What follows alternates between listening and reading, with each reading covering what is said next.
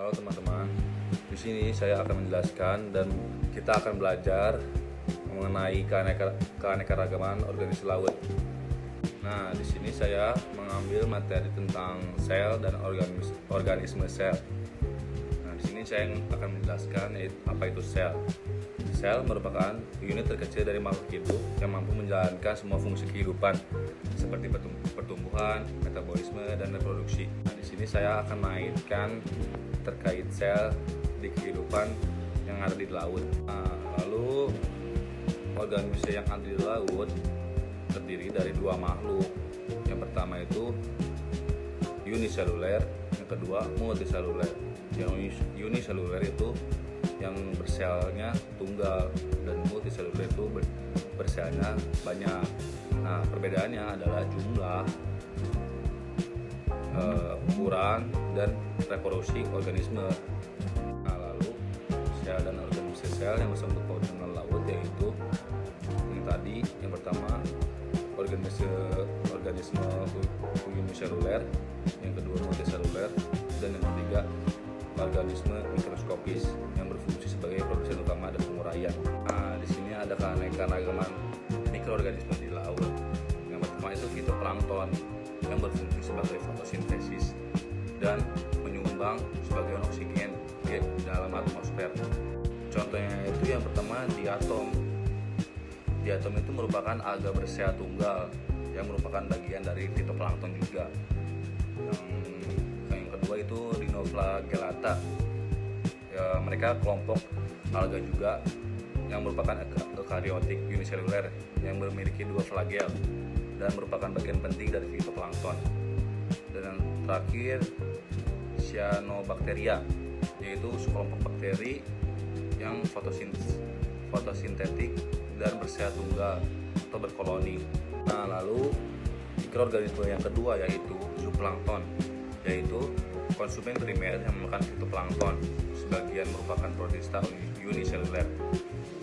Mikroorganisme yang ketiga yaitu bakteri dan archaea, yang itu ditemukan di seluruh lingkungan laut dan berperan juga sebagai pengurai, mendaur ulang nutrisi dari materi organisme organik mati. Di sini juga saya akan menjelaskan organisme multiseluler yang bersel banyak, yaitu organisme dengan sel-sel khusus yang membentuk jaringan dan organ berukuran dari kecil hingga sangat besar.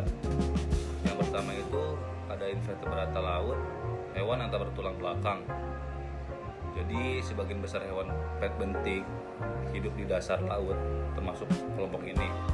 Contohnya yang pertama spon dan karang, kedua ubur-ubur dan anemon laut, yang ketiga itu kerang, tiram, siput laut, yang keempat itu kepiting, bintang laut, dan bulu babi. Yang terakhir itu cumi-cumi dan gurita. Nah, selanjutnya itu vertebrata laut, yang hewan yang memiliki tulang belakang. Contohnya itu ikan hiu, ikan sarden, ikan teri, barakuda, dan lain-lain. Kedua itu mamalia laut seperti paus, lumba-lumba, dan anjing laut. Nah, tadi saya sudah menjelaskan hewan-hewan yang ada di laut.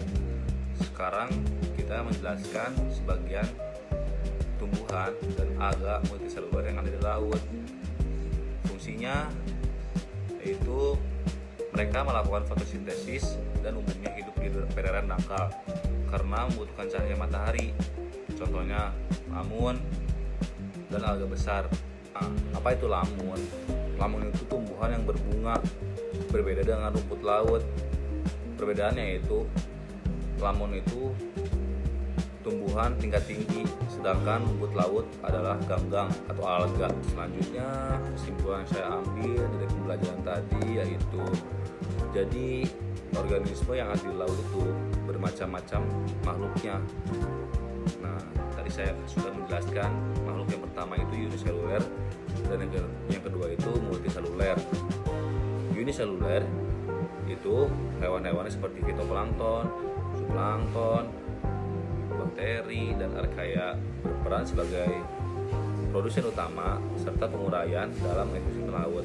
Sementara itu, organisme multiseluler mencakup invertebrata, vertebrata, serta tumbuhan dan alga laut yang menjalankan fungsi hidup lebih kompleks, mulai dari konsumsi hingga hingga fotosintesis.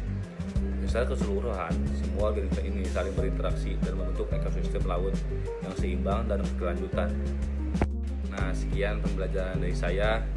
Kurang lebih mohon maaf. Wassalamualaikum.